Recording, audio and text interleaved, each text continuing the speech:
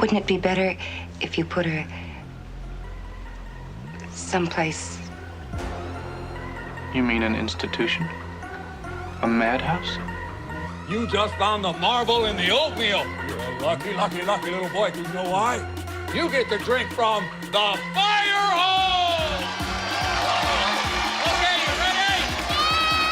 Open wide!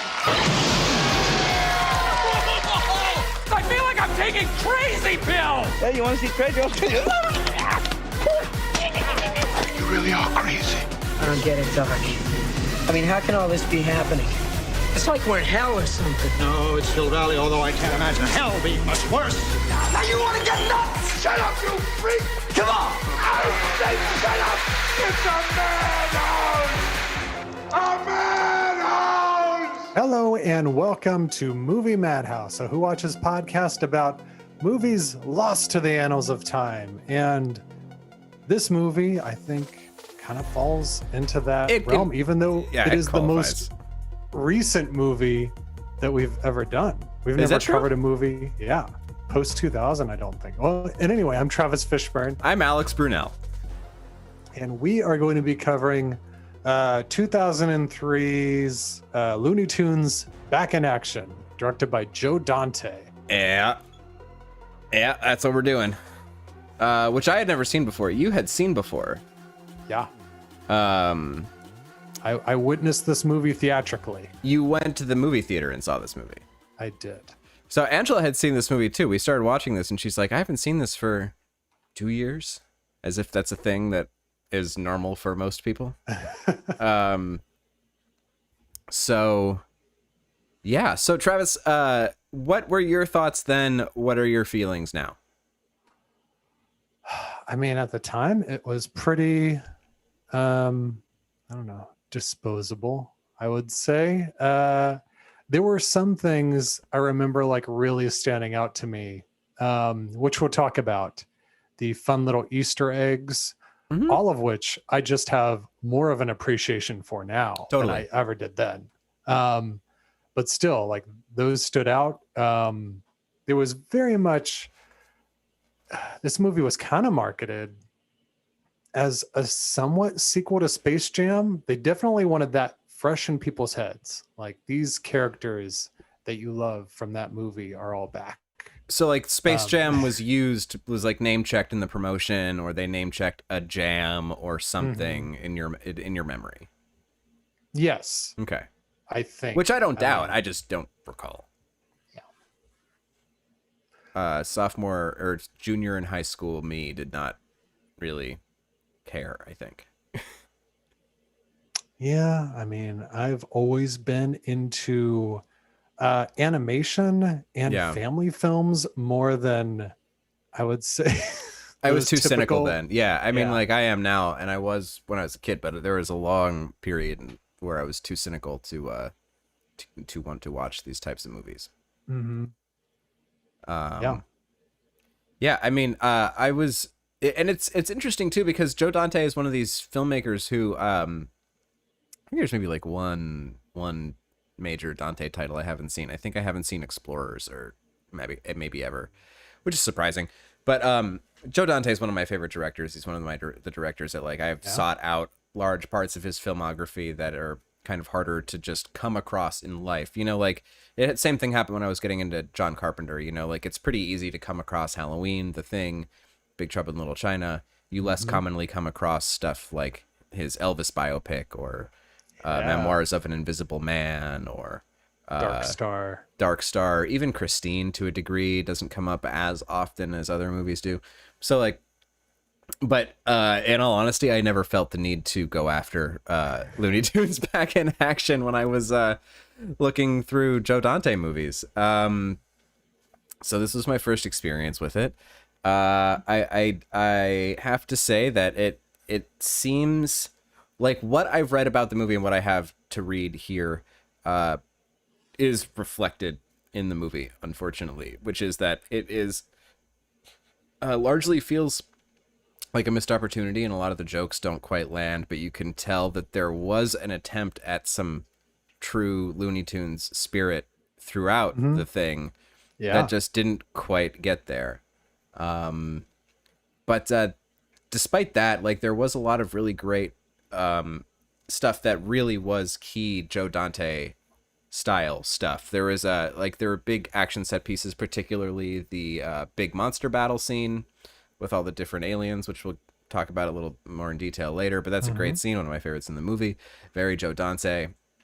The whole sequence at the end with the giant robot dog, that whole sequence is a very, very Joe Dante scene. Like that feels very much like something we've seen in Gremlins or Matinee, other more family friendly Joe Dante stuff. Yeah, and the plot exists. It's kind of a spy movie, but it's also kind of like fourth wall breaking commentary on and satire on studio meddling and revitalization at the same time, while this movie is a victim of same practices. So it's one of those where it is criticizing the thing that it is doing. Well, not criticizing so much, but satirizing. Yeah, I would say so. The synopsis that IMDb gives, it says the Looney Tunes search for a man's missing father and the mystical blue monkey diamond. I just want to say that around this time and independently of this movie, my brother and his friend Sam Price made a movie that it was an Indiana Jones ripoff, and I can't remember the name of the hero, but they were after the mystic blue duck diamond, which I think rolls off the tongue a lot better than blue monkey diamond.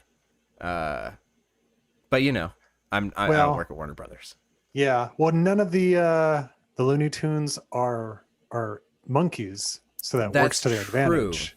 If they had duck, then they would probably tie in more with Daffy. I wouldn't have even. I just wanted to roll off the tongue. I just like the way it says, it feels in my mouth. Blue duck diamond. But blue monkey also works.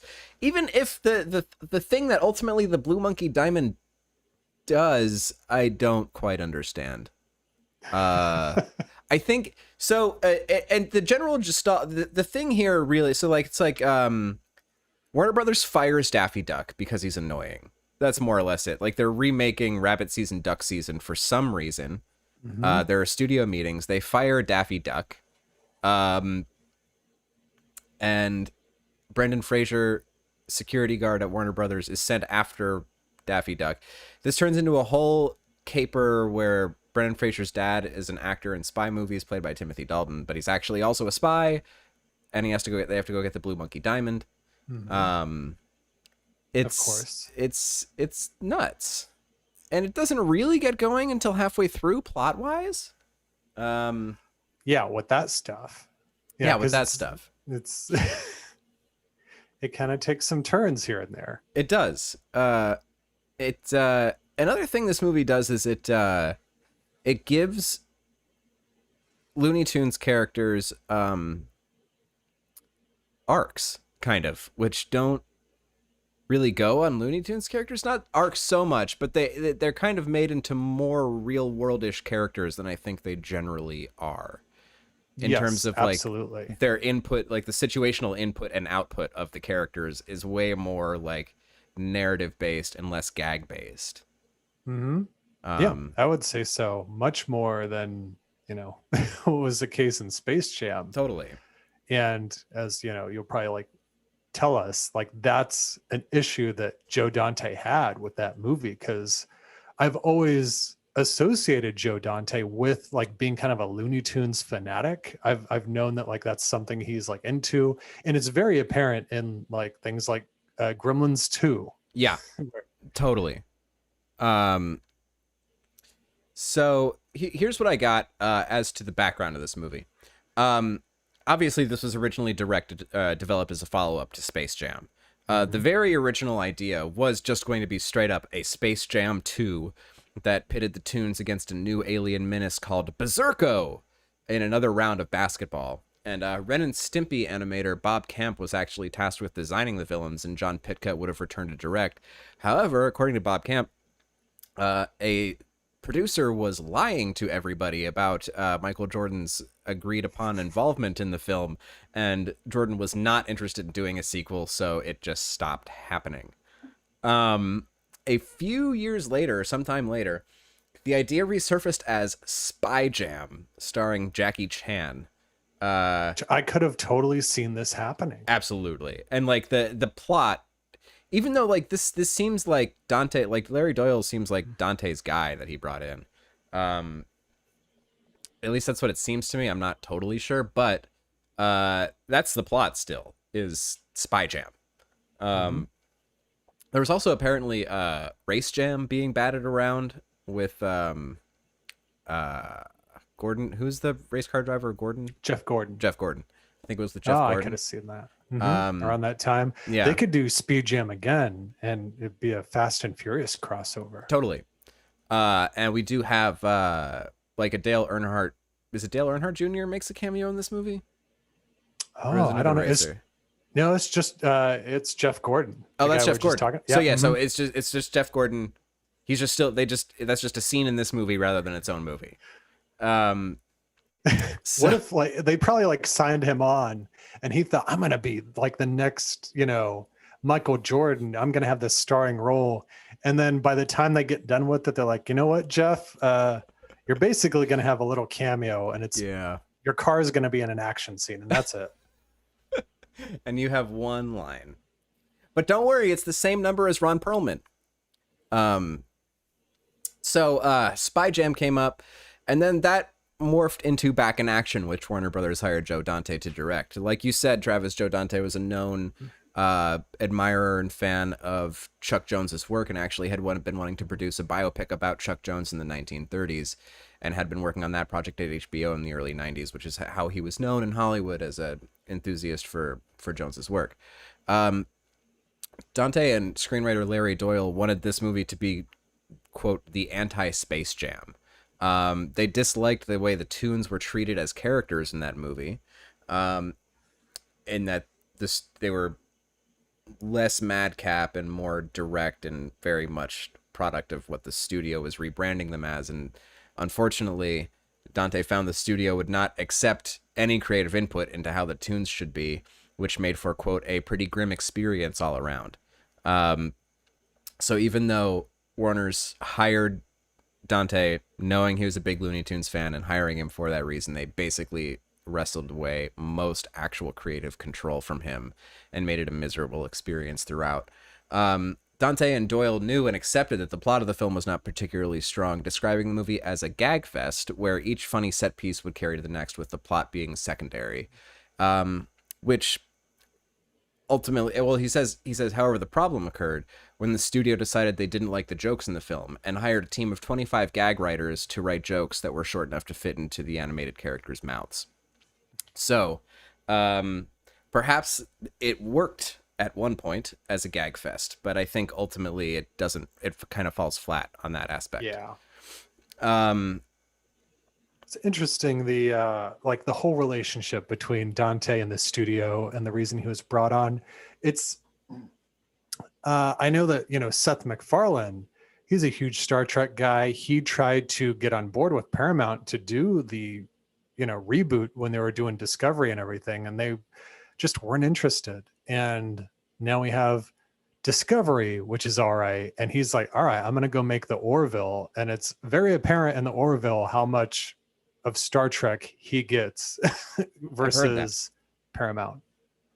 I've heard that. So, I mean, it's always the thing, right? The suits think they will always know better than the creatives at how to make the money. But the thing that makes the money is the creative that connects with the people and not the form. It's amazing how this circle never ends in Hollywood. Mm-hmm. Luckily, with Star Wars right now, we've got Dave Filoni. Luckily, kind of, stirring the ship. I mean, what do we have to look forward to next movie wise? It's Rogue Squadron, right? It's Patty Jenkins and Rogue Squadron. That's next up. Better be good. And then the Taika movie. That will be good. I mean, it's just that's a Taika Waititi movie. Like, it doesn't even need to be a Star Wars movie. That'll be great. But I don't know, man. Wonder Woman 1984 was not a good movie. So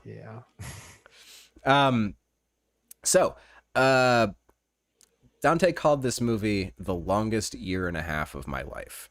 And he generally refuses to talk about it these days, though he does consider it better than Space Jam. Brendan Fraser apparently inserted himself as the voice of Taz in this movie, and his female counterpart, rather than Taz's voice actor at the time, Jim Cummings. Steve Martin only agreed to do the movie on the condition that a Dalek would be one of the aliens used in the showdown fight scene. I have no idea. I mean, we could talk about it. We'll talk about it when we talk about Steve Martin as a cast member, but I want to talk about his performance.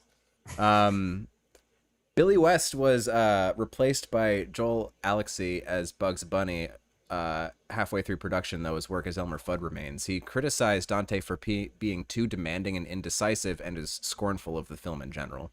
So Billy West hates this movie too. Yeah.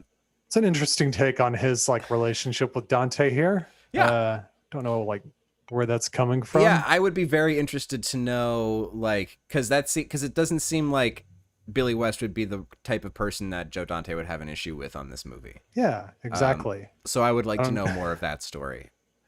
Could be something where like Dante was having a bad day dealing with studios and all this stuff.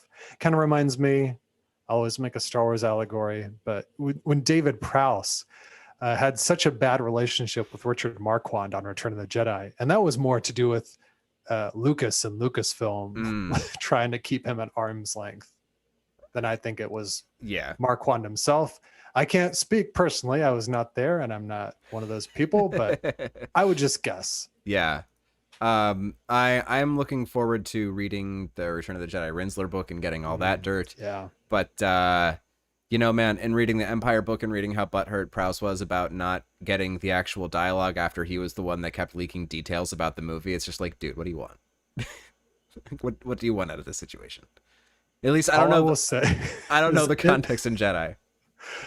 In an interview I heard within the past like 15 years or so, back when David Prowse was still alive, he stated that when he heard Richard Marquand had died, he was happy. Oh my I'm God. like, wow, that's pretty dark, man. Wow. Prowse was like really a dick. Yeah, he kind of was. I think Prowse was a dick. I think, unfortunately, maybe Anthony Daniels was a little bit of a dick, too. I'm not sure if him or Kenny Baker was a dick or if they were both dicks. Too many dicks. Yeah. I mean... every interaction I've had with Anthony Daniels has been very polite and I'm sure he's great nice. To fans. Yeah. He's a very nice guy, but I think he's maybe a little narcissistic. Yeah, I think that's exactly it. I think Ben Burtt might be a little bit that way too after reading his interviews in those books. He came off very cocky in the of the time interviews where he is a 20-something with like only Star Wars under his belt. Love you, Ben Burtt. What 20-something wouldn't have been? I mean, yeah, no, love you, Ben Burtt. But yeah, just anyway. Back to Looney Tunes Back in Action, directed by Joe Dante, which has very little to do with George Lucas's camp, I believe. But we do hear lightsaber sound effects. We do. So technically, this was the final traditionally animated Warner Brothers feature animation movie. The department was disbanded after Osmosis Jones in 2001, but was brought out of retirement for this movie. Excuse me.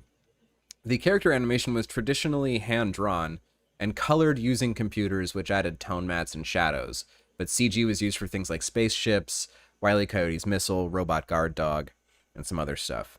The movie made $68.5 million on an $80 million budget. It was considered a bomb. Warner Brothers' hopes of reviving the Looney Tunes franchise did not pan out, and the new Space Jam movie will be the first theatrical outing of the Looney Tunes since this movie in 2003. So, the movie so bad it took the Looney Tunes off of the big screen for 18 years. It's not actually that bad. Oh no, I would say not. But apparently another bad thing, like another unfortunate thing happened where this movie was planned for a summer release in 2003, and then Finding Nemo came out and they realized they had no hope. So they pushed till the end of the year where they were up against Brother Bear and Elf and some other Christmas juggernaut. Return of the King. Yeah. A bunch of stuff in that and Warner Brothers just The like holiday didn't season. promote it. So there's that. This came out the second weekend of November when Elf was like taking off. So Man, what a bum rap. Bad Santa was that Christmas too. yeah. Friday After Next, another. I've touched a little bit about the people behind this movie. We have Joe Dante was the director of this movie, who directed other such features as Piranha, The Howling, Gremlins 1 and 2, Explorers, Inner Space, The Burbs, helped to develop the TV series Erie, Indiana, made Matinee and Small Soldiers. He's a total master. One of his more recent features, Burying the X from 2014, is actually great and totally recommend. Don't so much recommend his 2009 movie, The Hole, but that one is very good. I think I was with you, and we're did we see The Hole together? You saw it. I think I left. Okay. I think I left before The Hole started, because that was a 3D presentation of it. Yes, it was at the 3D Film Festival. It was like the very first event that I went to after moving to Los Angeles. Bruce Dern was there. I mean, so was Joe Dante, but Bruce Dern was at that screening too. That movie's not very good though. Travis, you talk for a minute. I have to send a text message. Sure. Switch over to the cast. Talk about the cast for a second, then we'll get back to the personnel, or talk about whatever. Okay. Well, I can talk about the cast, and I will talk about most of the main players of the cast, because if I were to talk about everybody in this movie, it would take a very long time. So I'm going to go over some of the key players.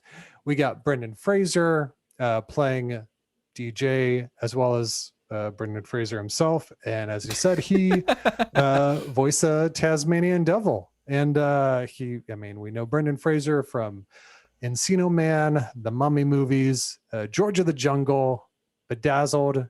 I forgot he was in the movie Crash.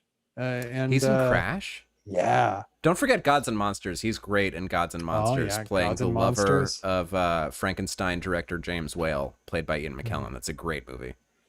Yeah. Specifically the Paul Haggis Crash, not the Cronenberg one. Right. The bad Crash, not the good Crash. Yeah.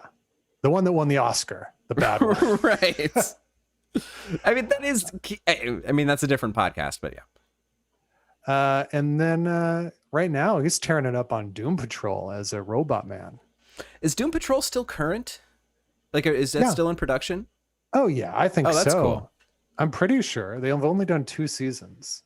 But all right, and then we got Jenna Elfman, who primarily we know from the TV show Dharma and Greg. Mm-hmm. She was also in that Edward Norton directed movie Keeping the Faith.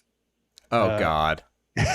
Ed TV, and apparently she's been in Fear the Walking Dead recently. When I was looking at her IMDb, yeah, she's got like 55 episodes of that show. I'm like, whoa, I did not know she was in that. That's odd. Yeah. And we got Timothy Dalton, who's playing DJ's father, Damian Drake, and we know him, and it's referenced pretty heavily in this movie. He's one of the James Bonds in the 80s. He is in Flash Gordon. I love him in Hot Fuzz. He's Mr. Pricklepants in Toy Stories 3 and 4. And he is also in Doom Patrol as the chief. He is? So, yeah, he's one of the main players. Oh, so when I was like looking up the cast for I'm like, oh yeah, they've been in that show together recently. Still working for Warner Brothers, I see. Mm-hmm. Got Steve Martin as Mr. Chairman.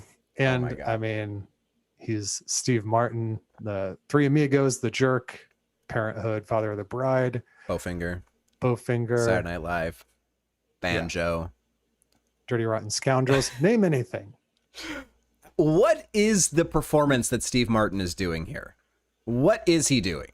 I do not know. Is it funny? I also don't know. I honestly can't tell. And I rewatched Master of Disguise last weekend. I can't tell if this is funny, and I recently rewatched Master of Disguise and laughed.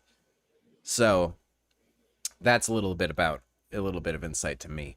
Master of Disguise, when he bites off the guy's nose, I remember finding that quite hilarious. There are some really regrettable moments in that movie, especially when Dana Carvey imitates people of other cultures. Ooh. But there are other moments, like where he is a turtle for 4 minutes, that are just brilliant. And it makes no sense. And that's a gag fest. Actually, Master of Disguise is a gag fest that works at where the gags carry that movie and the plot doesn't matter. Because I could barely tell you what the plot to that movie is, but I can tell you that Brent Spiner farts a lot. Oh my, I forgot he's in that. Yep. Him and James Brolin. Wow. And Brent Spiner's thing is he's the villain. He maniacally laughs until he farts and embarrasses himself.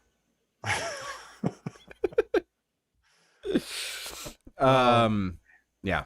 So Steve Martin's performance in this movie is totally insane. I was trying, as I was watching the movie, I was trying to imagine any kind of discussion taking place between Steve Martin and Joe Dante about how this character would be brought to life on screen, and failing to come up at visualizing a discussion between these two men that resulted in what we saw on screen.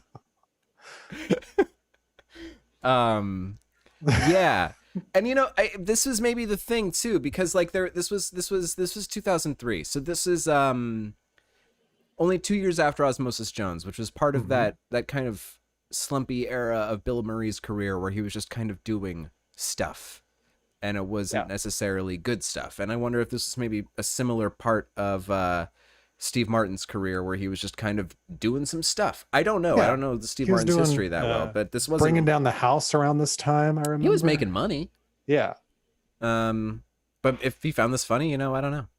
He was certainly totally insane in this movie, and every line read was unique. But I don't know if this was funny. The costume and everything. Yeah. Let me see. We've got Novocaine, Bringing Down the House the same year, Cheaper by the Dozen,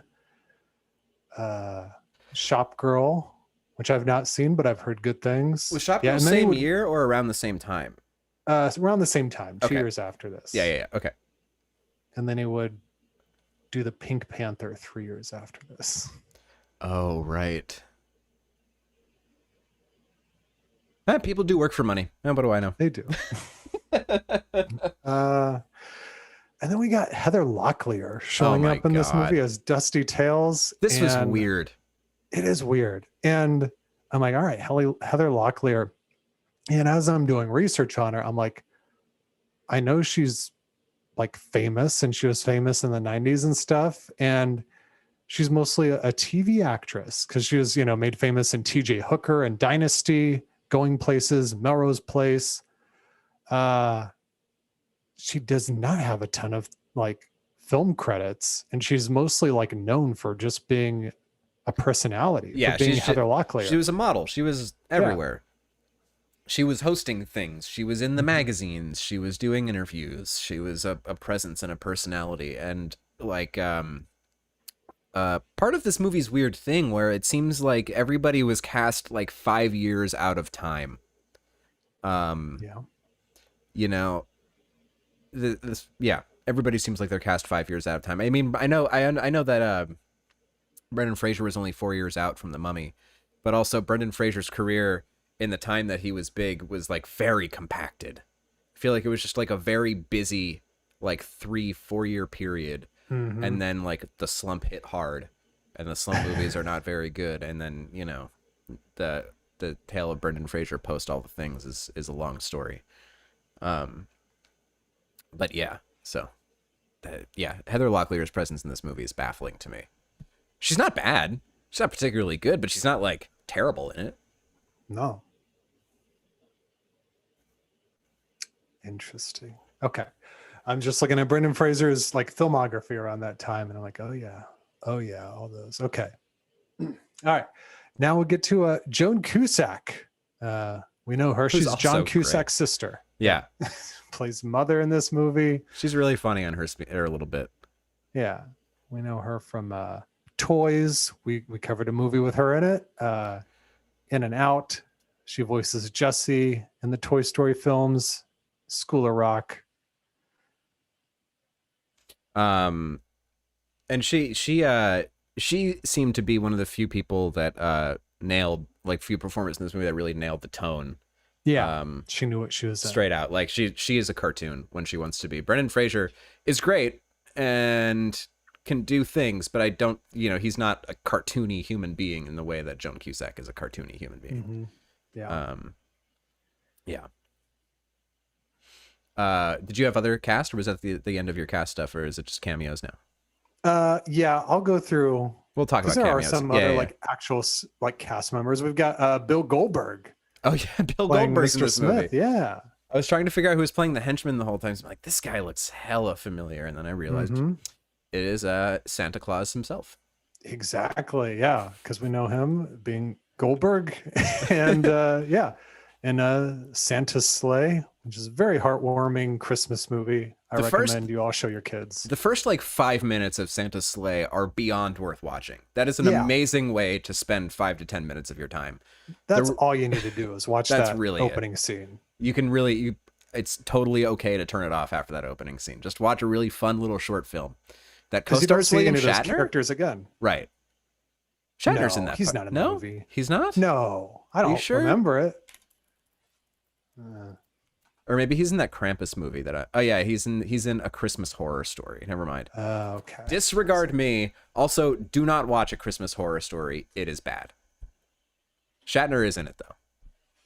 So if you want a Krampus movie that Shatner's in, don't want that. Nice.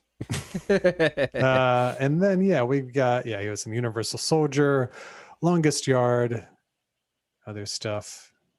He's the wrestler Goldberg. And then I'm going to cover a few more that could be counted as cast members or just cameos, but I want to shout them out. We got Don and Dan Stanton playing, according to the actual credits, Mr. Warner and Mr. Warner's brother. Which I love that's how they cast them. I flipped my lid when these guys showed up on screen, because these guys are Joe Dante's stalwarts. These guys are in the pilot episode of Erie, Indiana, about people who preserve themselves in Tupperware, and when these ancient little boys are finally liberated from their Tupperware prison, they age into these men. They're also in Gremlins 2 as the scientists, and I think those are the other Dante projects they're in, but they're also in some other stuff. Are they in Independence Day? No, it's a Terminator 2 they're in.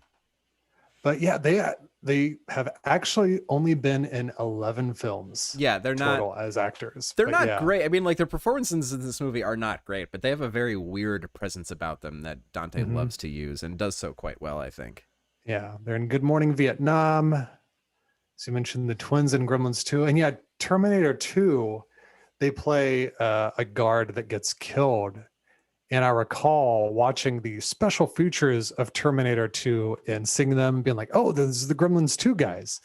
And they explained that there was a special visual effect in how that they are killed, because they're only playing one character, not twins. Oh, right. But it required twins to pull off the effect. Oh, interesting. Okay. So that's how they're in that. That's interesting. Okay.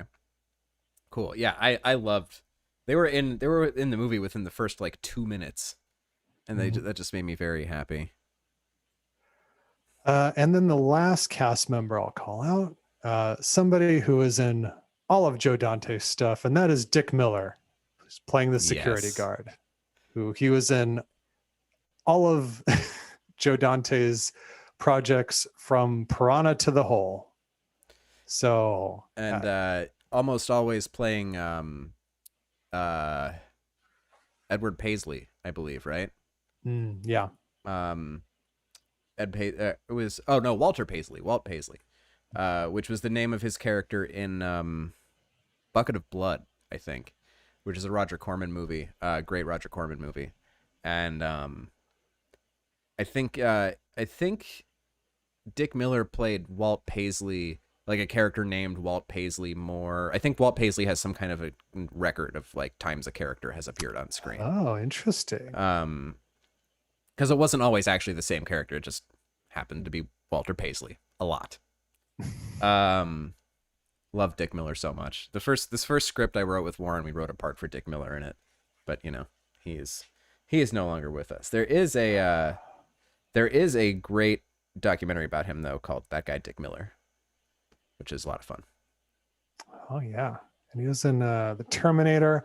I recently saw him. I watched Chopping Mall somewhat recently, and yeah, his character's name is Walter Paisley. Walter Paisley. Chopping Mall is so great. Jim Wynorski is like a really bad filmmaker, but somehow made Chopping Mall, which is so great. I love Chopping Mall so much. I have Chopping Mall on Blu-ray. I can't believe it exists. It makes me happy. Yeah.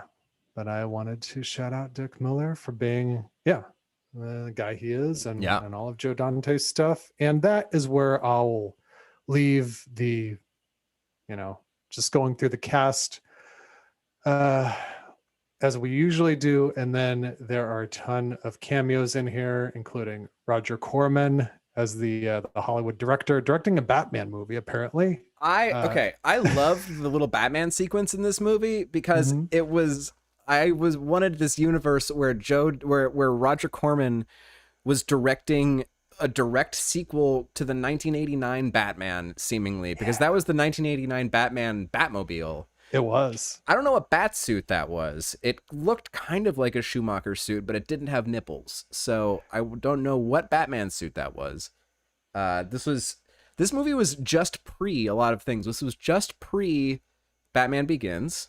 And in terms of the Daleks in the Alien Showdown scene, it's just pre-reboot of Doctor Who also, which happened in 2005. And apparently these Daleks were specially constructed for this movie because there weren't Daleks at the time. That makes sense. Which is interesting. Other fun cameos. We've got Kevin McCarthy reprising his role from Invasion of the Body Snatchers for a quick scene. Oh, so good. It's the third time he's played that part, I read.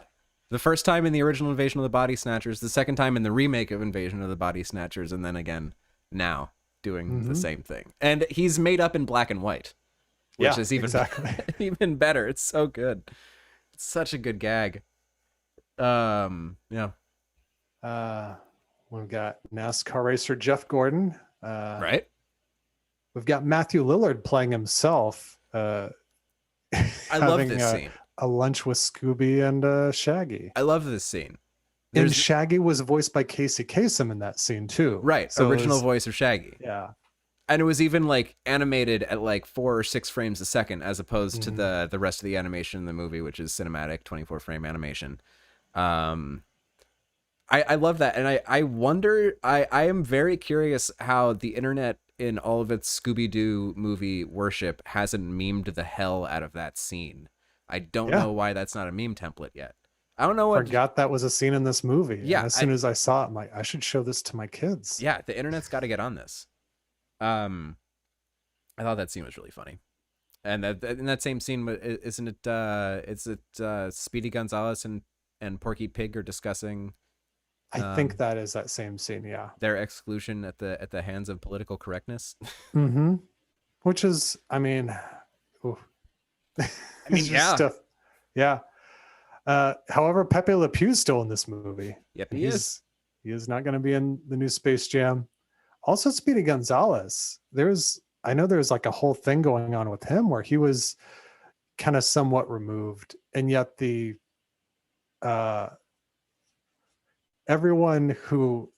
people were afraid that Speedy Gonzalez was representing badly are like, no, we love Speedy Gonzalez. Bring him back. What are you talking about? There are no other cartoons in the Looney Tunes that represent Latino people at all. Yeah. I don't know. But yeah, like I know like he's an icon and it's very interesting. Yeah. But okay. Cameos? Other cameos? Other cameos. We've got the entire ACME VP board here, which we've got. Yeah. I'll just read over the names. Mary Warrenoff, Mark Lawrence, Bill McKinney, George Murdoch, Robert Picardo, Ron Perlman, Vernon Wells, and Leo Rossi. My God. Dante has a long history with Mary Warrenoff, actually. Joe Dante did some uncredited directing work on the Ramones movie Rock and Roll High School, which prominently featured Mary Warrenoff. And you also just saw her in Chopping Mall. Ah. She was also in the Warhol Circle a lot. She was also in a great movie called Night of the Comet, which I would heartily recommend to you or anyone who wants to watch a fun mid-'80s apocalypse romp. No, I would definitely get on that. And I think I'll leave it at that. Okay. As far as cameos go. And when we're talking about the film, maybe, Yeah. a few others will pop up. So back to the I'm working on a movie and they're still trying to work out my flight details. I leave on Saturday. So if I have to text, that's why. So back to some personnel. The animation director on the film, a man named Eric Goldberg, his main thing that got him on this movie, I think, or that led him into being considered for Warner Bros. Animation, this kind of thing, was he was the lead Aladdin. He was the lead animator on the genie in Aladdin. The freneticness of that character was due to Goldberg's animation, and that was heavily inspired by old Warner Brothers Looney Tunes. That's how he came into the fold ultimately, although he does have directing credits on Pocahontas and segments of Fantasia 2000. Interestingly, was also uncredited but worked on the electricity gremlin in Gremlins 2. Oh, wow. So his... That makes sense with that character. And not actually his first outing with Joe Dante, which I think is really interesting. That's very cool. Larry Doyle. I see like similarities in how that electricity gremlin just works. Yeah. And the genie. Totally. Yeah. You can see a lot of similarities in those characters. And those were like really close around the same time because Gremlins 2 was 90? 89? No, I'm 90. sure it was. Yeah, 90. So, and Aladdin was in the works at that point already, I'm sure, because that came out in 92. But, and he also did some work on The Thief and the Cobbler, which Aladdin then famously ripped off. So anyway, Larry Doyle, who's a screenwriter, he had written for Rugrats, The Simpsons, largely some episodes of Beavis and Butthead. He also wrote the movie Duplex and I Love You, Beth Cooper, which was based on his novel. Director of photography, I had no idea Dean Cundy ever shot a movie for Joe Dante. Wow, I did not know he was the guy on this. Dean Cundy shot this movie. And if that name doesn't sound familiar to you, that is your fault. He was John Carpenter's DP for a long time. He shot Halloween, The Fog, Escape from New York, The Thing, Big Trouble in Little China. He also shot Halloween 2 and 3, as well as Rock and Roll High School. So there's another Rock and Roll High School connection. He would go on to get in the Spielberg camp and shoot the Back to the Future trilogy and Jurassic Park. And that's just like part of his massive resume. Like there's so much I didn't say. I was going to say, Who Framed Roger Rabbit? Oh, see, yeah. Which might make sense as to like, they probably brought him on because they're like, you're That used makes to sense. shooting, live action and animation mix. And I have a few more names I'll talk about here, but you know what? This is probably a good time as any for me to remember my biggest gripe on the movie after just talking about the DP and the animation director is I think the integration of the animation live action in this movie is actually really not good. And I don't think a lot of the character animation is that good. In a lot of the movie. Maybe I'm in a minority, or maybe I'm just being a jerk. I think there are moments of like real animation brilliance. I think the museum sequence in particular, where they go into the Dali painting and the other two they go into the Scream, and I can't remember the third painting they go into, but it's the Dottie impressionistic one. Yeah, I'm not very cultured, so I can't tell you what those were, but I recognize them. Yeah. I have the notes, but I can't remember the name of that painting off the top of my head. But that scene I thought was wonderfully animated. But I was actually generally really not. When Brendan Fraser grabs Daffy Duck by the neck, it is not the same as Bob Hoskins grabbing Roger Rabbit by the neck. Yes. They don't look like they're actually sharing the same space to me in this film.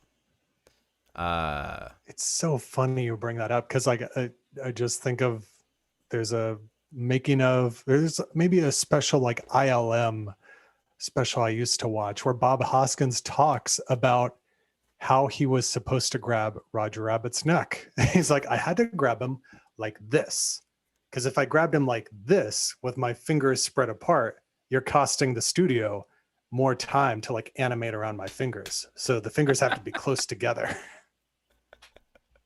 That's hilarious. I think Brendan Fraser may have done the same with the closed hand. But it just didn't seem to me like the two things mingled together as well as Space Jam or Roger Rabbit, which bummed me out. But I could also see, I mean, like, because it also seems like they were trying to revive a department that didn't exist anymore. So, you know, I mean, like, Eric Goldberg obviously knew these methods and was part of this world very much and knew what he was doing, but I wonder how much he actually had at his disposal in terms of doing something up to the quality of work of something like Roger Rabbit or the technical work of Space Jam, which I think is generally very good. But Space Jam is a bit of a different proposition, really. It's largely animated with Michael Jordan inserted rather than a live action world with cartoons inserted, mostly. Yeah. Anyway, moving back to this movie.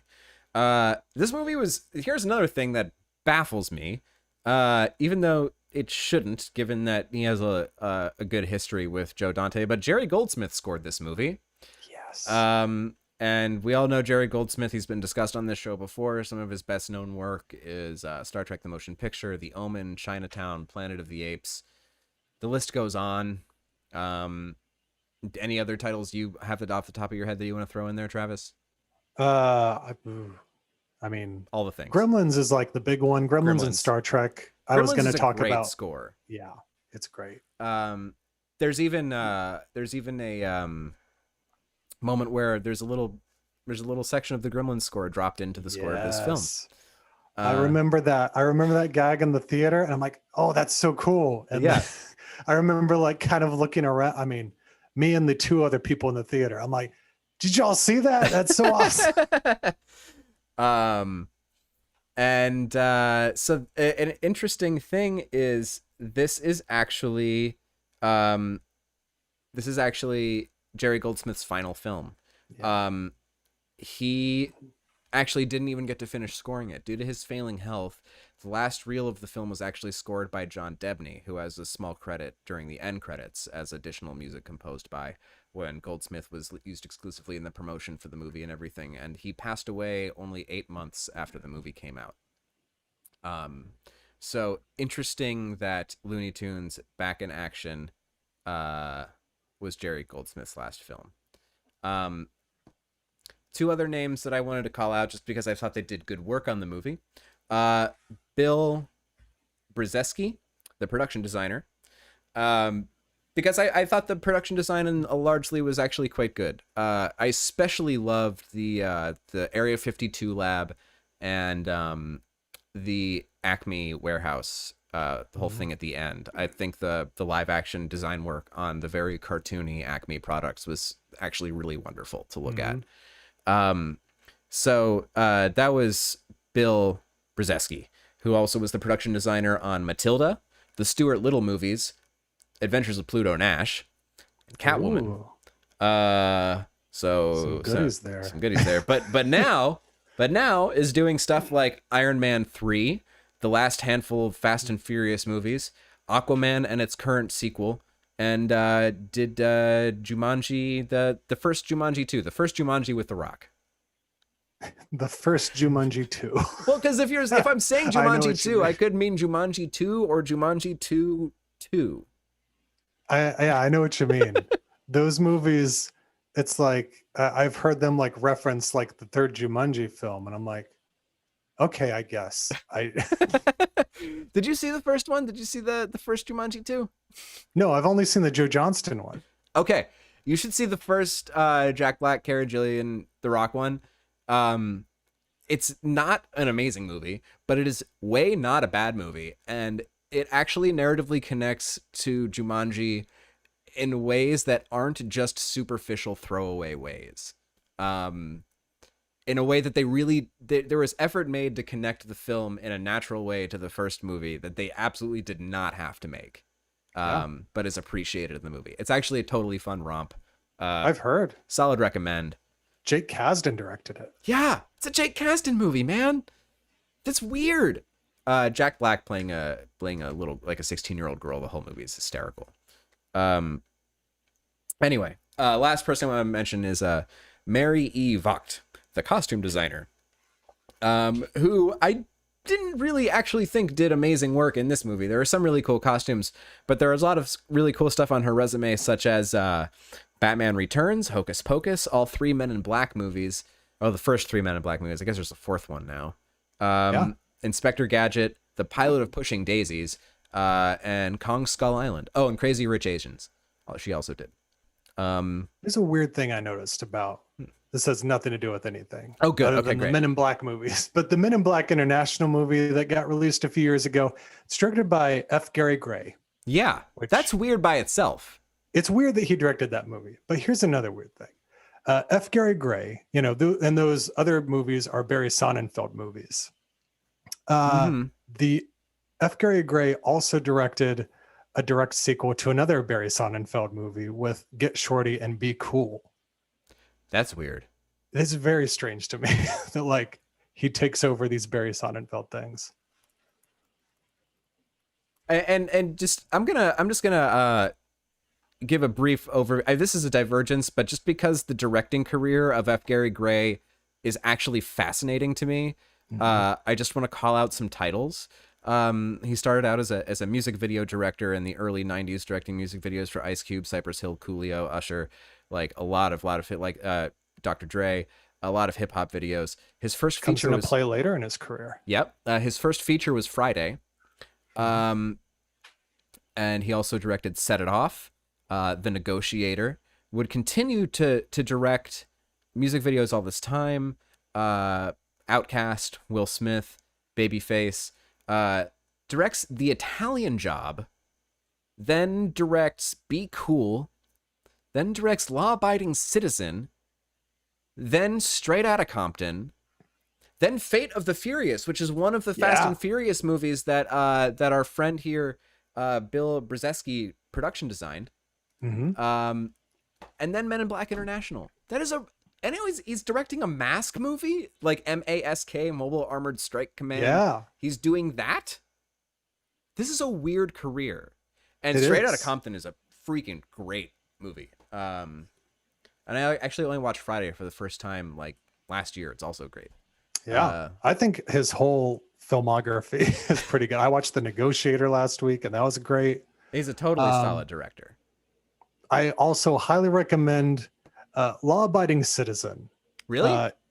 I mean, watch it. It's a crazy movie. Okay. I'm not going to say it's great, but it is so entertaining with how insane and like all the turns it takes.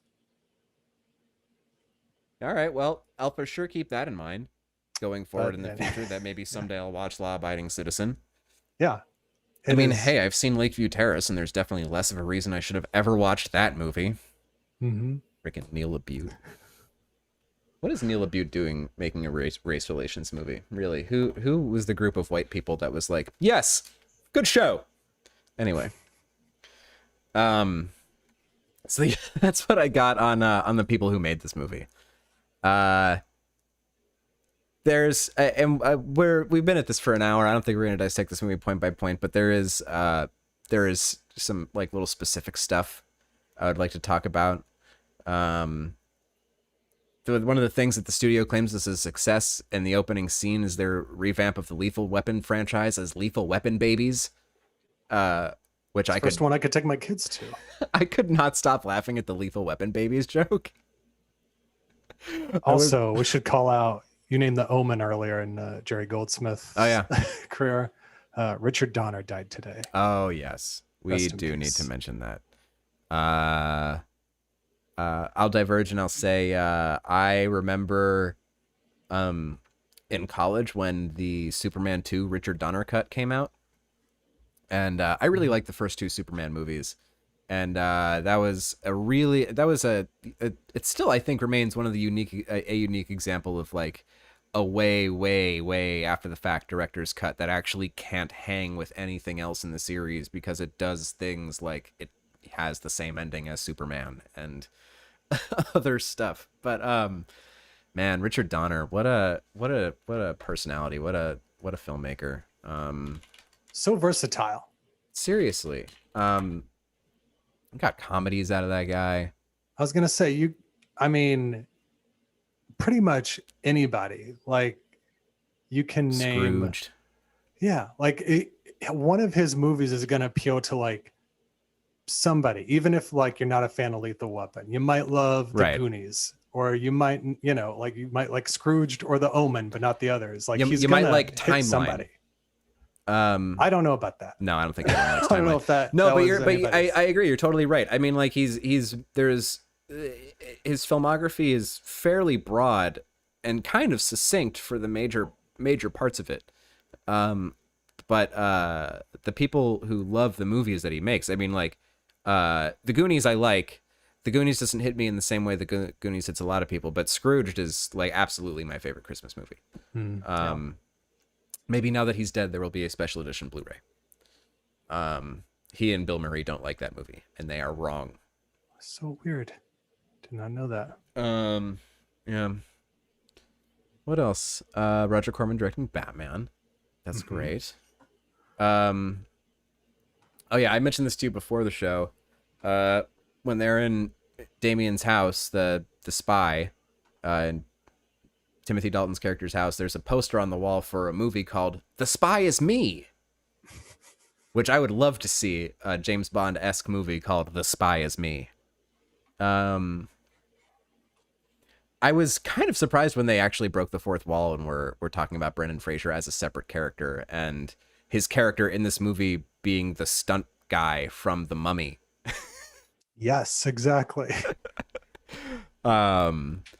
It gets a little bit Last Action Hero later, where he confronts himself.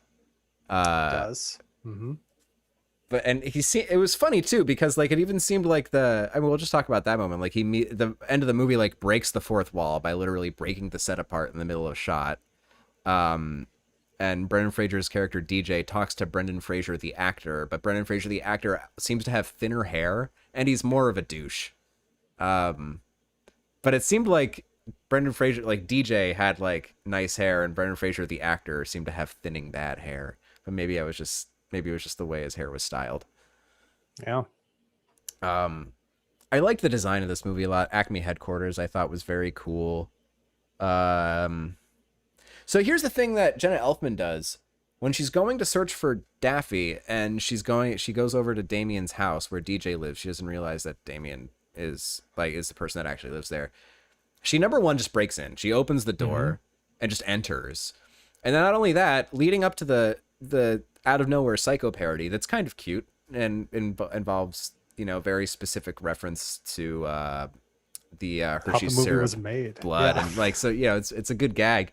But she just literally walks into a bathroom where someone is taking a shower without announcing herself. This is very weird behavior. Yeah. That's all I want to say. Second movie we watched this year that happens. Yeah.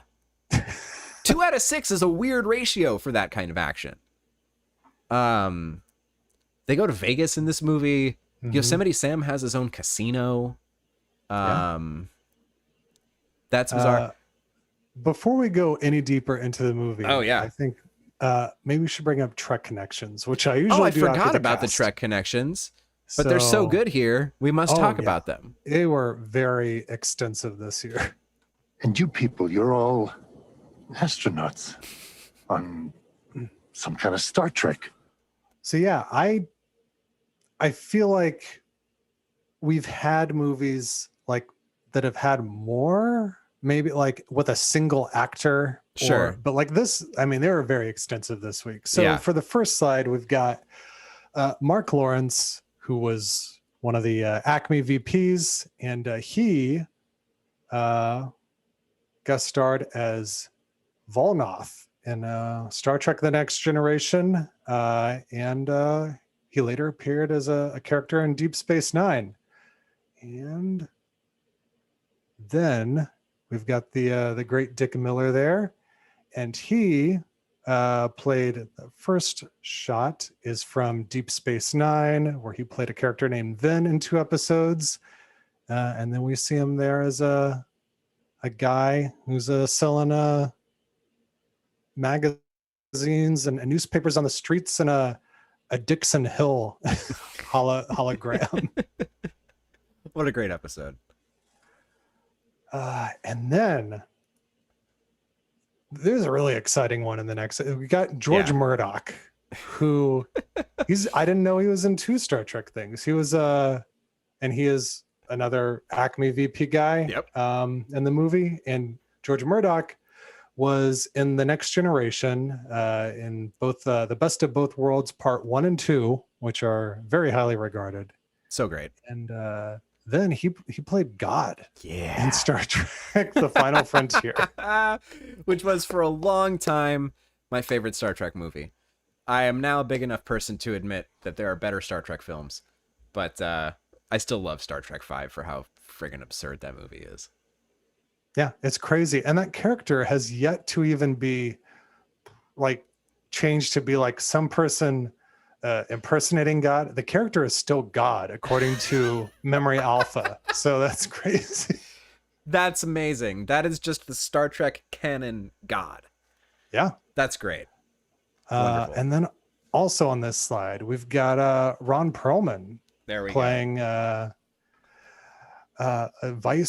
Riemann Viceroy in Star Trek Nemesis. Oh, Star Trek Nemesis, how you exist. Yes. Well, at least it gave us Ron Perlman, young Tom Hardy. Yeah. Things that set the Picard series in motion, which you can argue whether or not that was a good thing, but Star Trek Nemesis. Yeah. And then we've got, here we go. Sorry. The guy, the doctor, the holograph doctor. Mm-hmm. Whose name I forget both doctor-wise and actor-wise. That's, I was like, where is it? It's Robert Picardo. Yeah. It should be easy to remember because it's Picard. Oh. And yeah, he was the Doctor hologram in Voyager. And he also appeared in First Contact there, which is what that last slide is. Yeah. Good Trek connections. And also, I want to like call out the fact that Jerry Goldsmith also did the score for the movie and created this very theme that you're hearing now on the podcast, which is a huge one. Yeah. So a lot of big, deep Trek connections this week. Very exciting. Yeah, there was actually a whole big chunk of text on the IMDb trivia page that was all of the Star Trek. That was what you just delineated without pictures. An amazing amount of Star Trek connections here. Kind of bums me out that Joe Dante never got to direct an episode of any Star Trek show. That would have been probably very fun to see. Let's bring him in. Let's do give it. him a Picard episode. Oh, that would be so wonderful. Let's see, what other stuff do I like? There's the Walmart product placement. Mm-hmm. We're like halfway through the movie, and then Ron Perlman has one line of dialogue, and then is killed very shortly after. I think he is. Yeah, I mean, you could argue he was still alive. He's just a skeleton now. He's just a skeleton now. That's true. Acme is Amazon. That was Angela's observation. Yeah. What else? Okay, so I have a list of the monster cameos from the Area 52 scene. There's Flying Brains from Fiend Without a Face, the Metaluna monster from This Island Earth, which I'm more familiar with due to its context in Mystery Science Theater 3000, the movie. As am I. A Triffid from Invasion of the Triffids, Robbie the Robot from various movies, the Daleks from Doctor Who, Robot Monster from Robot Monster, and various generic aliens, and the Man from Planet X from the movie The Man from Planet X in 1951. This stuff is all very deep cut Joe Dante stuff. There's also a moment in the Area 52 scene where Mother talks about giant ants, which I think is a reference to Mant from Matinee. It would have to be the way she talks about it. And if you haven't seen Matinee, see Matinee. Matinee is a friggin' awesome, really fun family monster movie. This is about the time it becomes a spy movie. This is actually a really good joke. They figure out they have to go to Paris, and they ask, or Brendan Fraser, Jenna Elfman asks questions aloud. How are we supposed to get to Paris? Like this, Bugs says, and he turns a page, and very old and outdated stock footage of Paris plays, and then we just cut and our heroes are there. That was a good joke. I like that joke. Yeah, they gradually worked in newer footage, and then they had a shot. Just like the old timey effects started to wear away until it was, and there even looked like modern. the last shot was like on video or something, maybe even like it was. Yeah, that was pretty funny. They go on the cartoons go on this great chase with Elmer Fudd through the Louvre, which we mentioned earlier. I think this is my favorite animation in the movie. What else?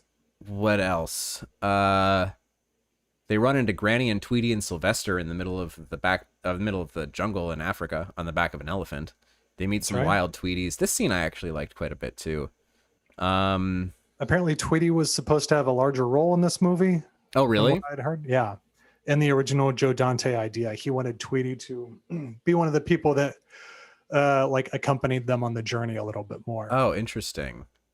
There's this absurd moment where the old lady, Sylvester, and Tweety reveal themselves to be Mr.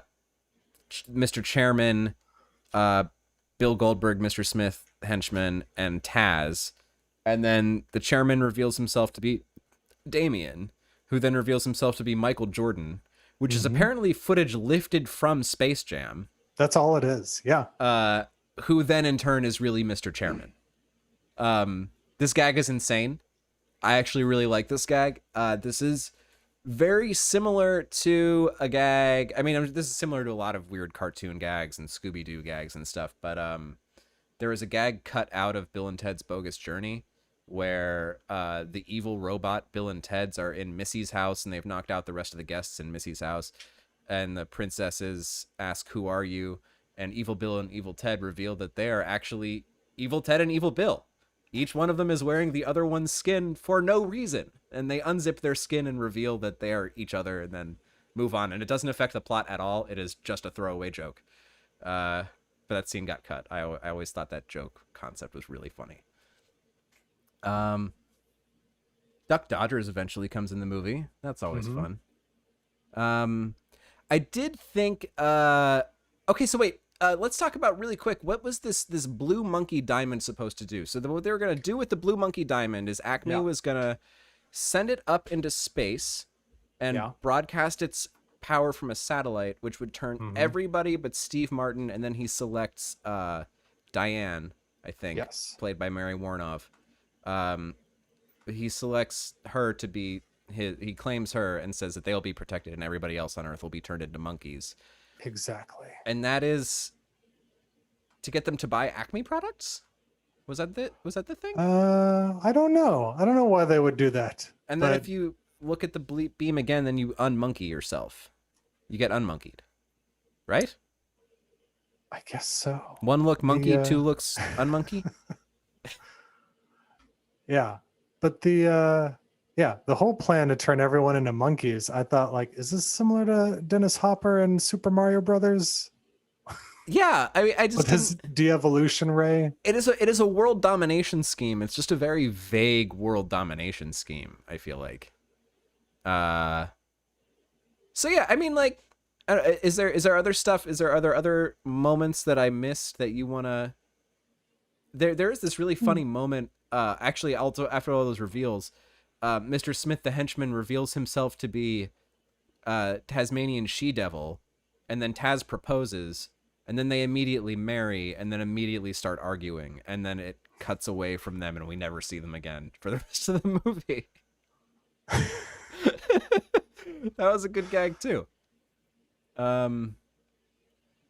Yeah. Yeah, other things I have in here. When all the aliens escape, it's very Cabin in the Woods to me. Oh, when yeah. they're running amok. Yep. I love the big jars that they're put in. Big jars were very cool. Mm-hmm. Yeah, I loved the popcorn popping in the one alien's helmet and suffocating him that way. That was apparently cut in one country for violence, that shot. What? Interesting. Because other countries have weirder ideas of violence. The like the musical cue "Swing Time" is used throughout in various segments, which is a popular thing that was used in old Looney Tunes cartoons. And do you mean Swing Time or Powerhouse? Powerhouse. That's it. Yeah. Why did I say Swing Time? No, it's okay. Powerhouse by Raymond Scott, though. Absolutely, yeah, it's Powerhouse, and which we also heard and talked about last year with Honey, I Shrunk the Kids. Right. I was trying to remember what movie that came up in, and I knew that we had talked about it before. It was Honey, I Shrunk the Kids. For some reason in my head, it was Adventures in Dinosaur City, but no, you're right. It was definitely Honey, I Shrunk the Kids.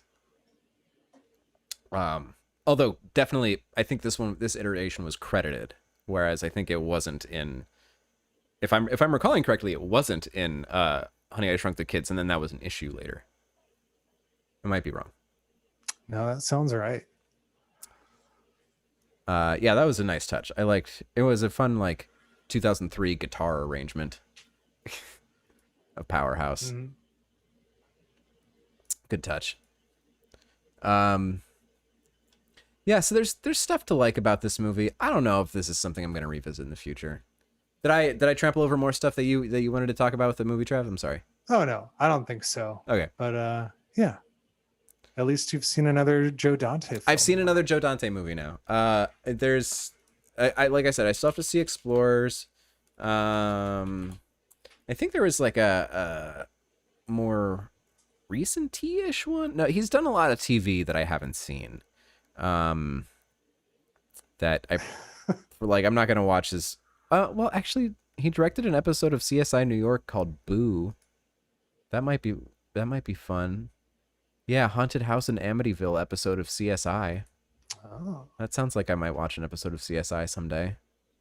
Probably not his episode of MacGyver or Hawaii Five-0 reboots, though. Yeah. Sorry. So I'm going through the IMDb trivia. Yeah. What do you see? Something you might not have known. Steve Martin wore a wig for this film. Holy crap. Yeah.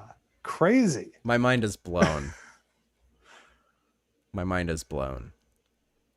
Oh, Joe Dante was an executive producer on The Phantom with Billy Zane.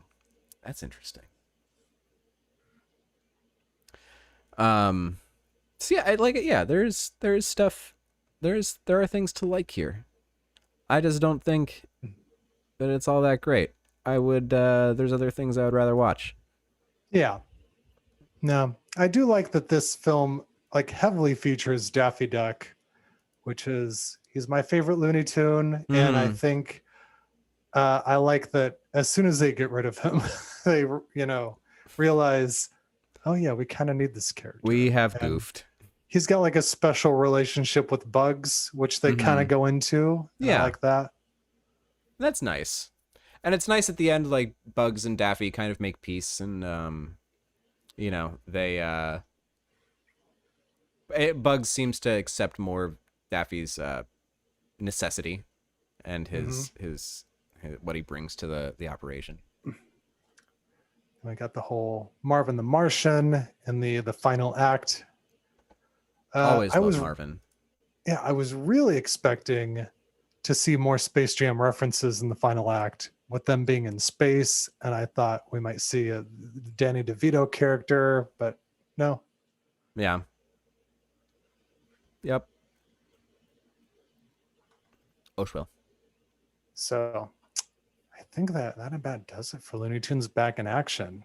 And next time we're going to see these characters is in a few weeks We get Space Jam: A New Legacy, No, in which they are going to reference this movie hard, I think.